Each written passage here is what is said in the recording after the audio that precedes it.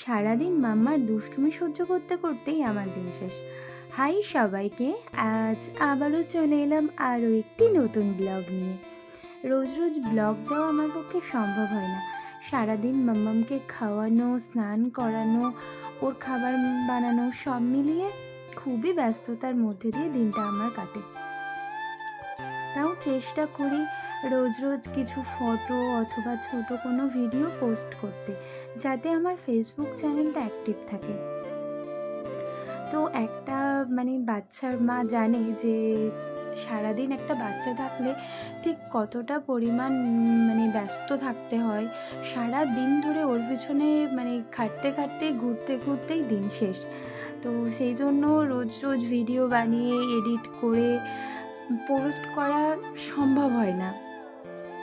সারাদিন ওর পিছনে ছুটতে ছুটতেই মোটামুটি দিনটা শেষ হয়ে যায়। তো রোজ রোজ তাই জন্য দেওয়াও হয় না। তো চেষ্টা করি মাঝে মাঝে পোস্ট করতে। সবাই ভালো থাকবে, সুস্থ থাকবে। দেখা হবে আবারও একটা নেক্সট ব্লগে। চলো, টাটা।